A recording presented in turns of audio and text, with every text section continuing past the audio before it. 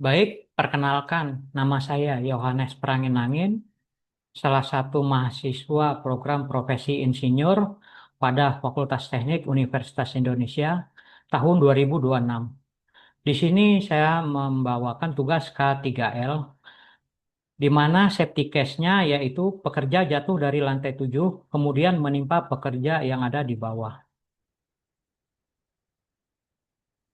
Kronologis kejadiannya sendiri ini terjadi pada tahun 2014 pada salah satu pembangunan proyek apartemen di Jawa Tengah di mana pada proses pelaksanaan tersebut masih dalam proses struktur di mana pekerja tersebut lagi sedang melaksanakan pekerjaan pemasangan pembesian kolom di lantai 7. Kemudian pekerja tersebut melangkah ke belakang ke area perimeter sehingga menyebabkan pekerja tersebut terjatuh dari lantai 7. Dan di lantai 3 terdapat pemasangan safety net atau wing net.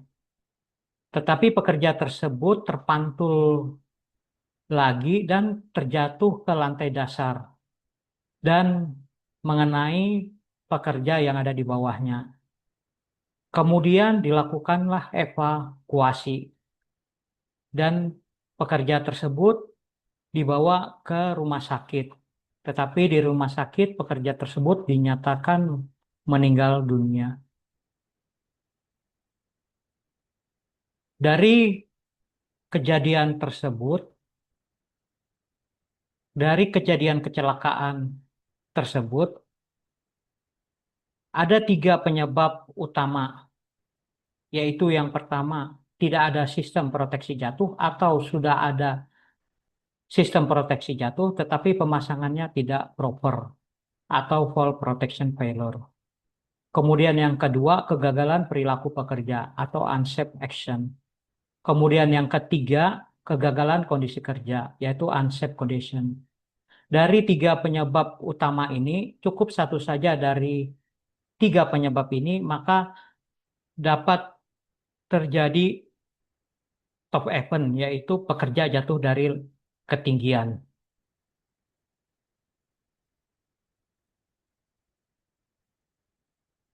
Dari 3 faktor utama penyebab tersebut, yaitu kegagalan proteksi jatuh. Yang pertama, belum terpasangnya guardrail atau sudah terpasangnya guardrail tetapi pemasangan tidak layak. Kemudian yang kedua, tidak menggunakan full body harness atau full body harness sudah digunakan tetapi tidak difungsikan. Kemudian yang ketiga, lifeline tidak tersedia atau lifeline tidak digunakan atau lifeline sudah terpasang tetapi pemasangannya tidak proper.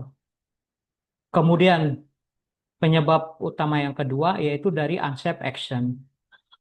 Di sini pertama pekerja tidak memakai APD atau pekerja menggunakan APD yaitu full body harness tetapi tidak difungsikan.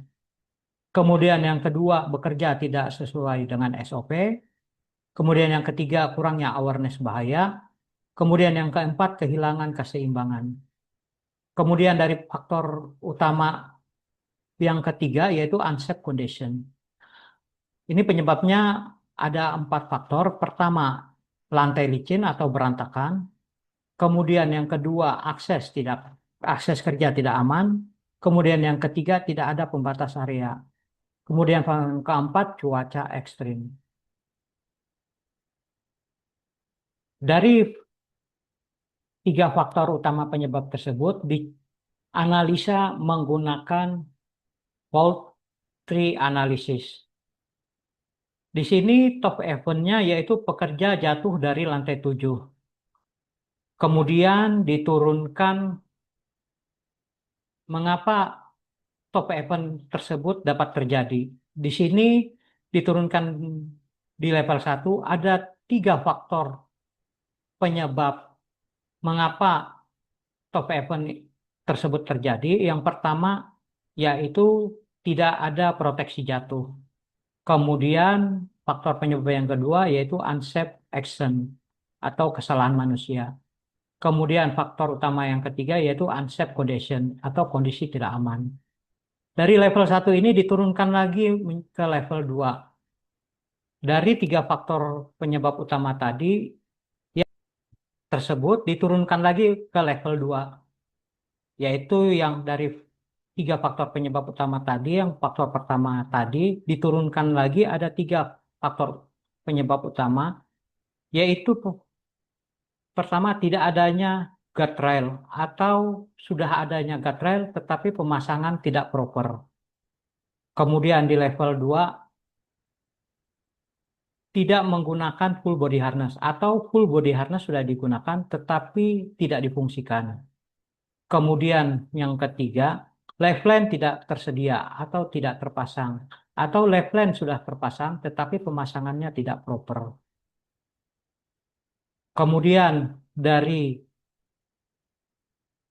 faktor penyebab yang kedua, yaitu unsafe action atau kesalahan manusia, diturunkan lagi ke level 2. Ada 4 faktor penyebab. Yang pertama, pekerja tidak menggunakan APD, atau pekerja sudah menggunakan APD atau full body harness, tetapi tidak difungsikan. Kemudian yang kedua, pekerja kehilangan keseimbangan, atau slip, atau terpleset, atau tersandung. Kemudian yang ketiga, pekerja bekerja tidak sesuai dengan prosedur. Kemudian yang keempat, kurangnya awareness bahaya. Kemudian dari faktor utama penyebab yang ketiga, ini diturunkan lagi ke level 2. Ada 4 faktor penyebab, yaitu pertama, permukaan lantai atau pada saat di lantai 7 licin atau berantakan. Kemudian yang kedua, akses kerja tidak aman. Kemudian yang ketiga, tidak adanya pembatasan area kerja. Kemudian yang keempat, cuaca. Terjadinya angin kencang atau hujan, terang deras. Kemudian dari faktor-faktor tersebut tiga, diambil tiga kesimpulan. Kemudian diturunkan menjadi level ketiga untuk mengetahui akar utama penyebab kejadian tersebut. Ada tiga kesimpulan penyebab terjadinya kecelakaan tersebut. Dapat disimpulkan yang pertama yaitu kegagalan sistem manajemen.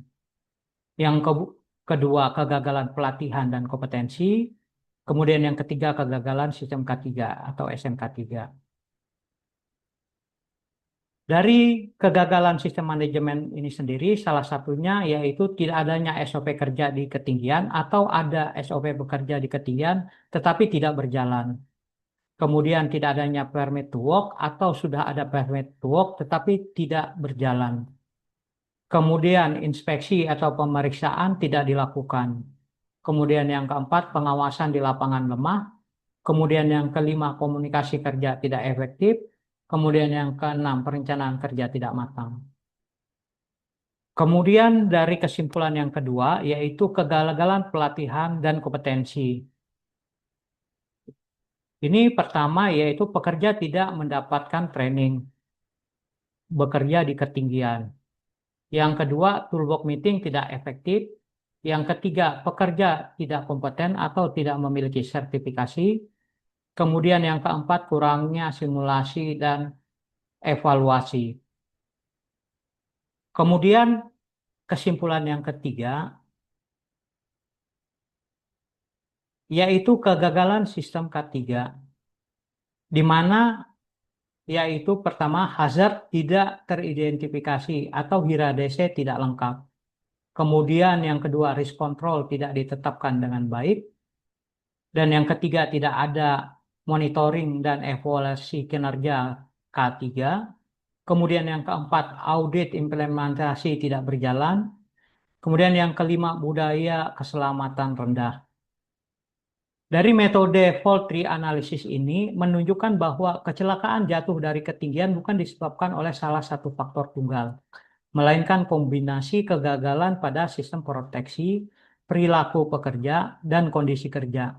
Akar penyebab utama terletak pada kegagalan sistem manajemen keselamatan, termasuk tidak diterapkannya prosedur kerja yang aman, kurangnya pengawasan, serta tidak optimalnya implementasi sistem manajemen K3 berbasis standar. Oleh karena itu, upaya pencegahan harus difokuskan pada perbaikan sistem secara menyeluruh, bukan hanya individu pekerja. Kemudian dilakukan mitigasi resiko pekerjaan. Yang pertama, menghentikan seluruh aktivitas pekerja atau stop work. Kemudian yang kedua, mengevakuasi seluruh area kerja. Kemudian yang ketiga, menghubungi tim emergency response. Kemudian yang keempat, melakukan pertolongan pertama dan melakukan evakuasi terhadap korban ke rumah sakit. Kemudian yang kelima, mengurangi pekerjaan manual di area perimeter. Dan yang keenam, memasang barikade atau pembatas area. Dan yang ketujuh, melarang pekerja lain memasuki lokasi dan mensterilkan lokasi kejadian. Kemudian yang kedelapan, melakukan investigasi awal kecelakaan. Dan yang kesembilan, evaluasi dan implementasi corrective action. Dari enam faktor penyebab utama ini, didapat akar penyebab utama atau root cause-nya, yaitu pertama, sistem manajemen K3 tidak berjalan efektif. Kemudian yang kedua, SOP dan permit work tidak diterapkan. Kemudian pengendalian rekayasa tidak berjalan. Kemudian yang keempat, kesadaran dan kompetensi pekerja rendah. Kemudian yang kelima, budaya keselamatan rendah. Dari akar faktor penyebab utama tersebut diambil dan dibuat, kemudian direkomendasikan untuk perbaikan, yaitu korektif dan preventive action-nya. Rekomendasi pertama yaitu dari engineering control. Adanya pemasangan guardrail di seluruh tepi lantai kerja dan pemasangan tersebut dipastikan proper. Kemudian yang kedua, sediakan lifeline, sistem, dan safety net. Kemudian yang ketiga, pastikan scaffolding dan tangga kerja sesuai dengan standar. Kemudian rekomendasi yang kedua, administrasi kontrol, terapkan SOP kerja di ketinggian, wajibkan permit to work, kemudian inspeksi rutin dan checklist secara ketat, kemudian toolbox meeting setiap hari. Kemudian rekomendasi yang ketiga, kompetensi dan training.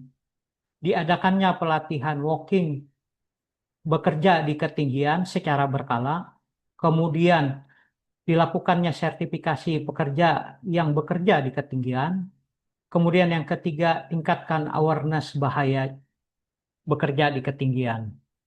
Kemudian rekomendasi yang keempat, supervisi dan monitoring. Yang pertama, pengawasan ketat oleh pengawas K3 atau struktur organisasi pada proyek. Kemudian yang kedua, audit K3 secara berkala. Kemudian yang ketiga, monitoring kepatuhan penggunaan APD dan prosedur dilakukan secara rutin. Kemudian rekomendasi yang kelima yaitu safety culture. Leadership K3 dari manajemen. Kemudian yang kedua, kampanye keselamatan, diadakannya kampanye keselamatan kerja. Kemudian diadakannya reward dan punishment K3. Kemudian yang keempat, utamakan nilai atau safety first.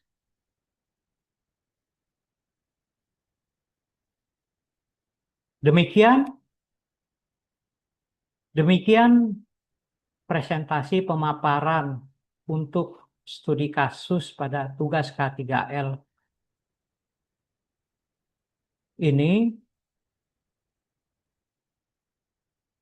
Terima kasih sebelum dan sesudahnya. Kemudian utamakan keselamatan dan kesehatan kerja. Terima kasih.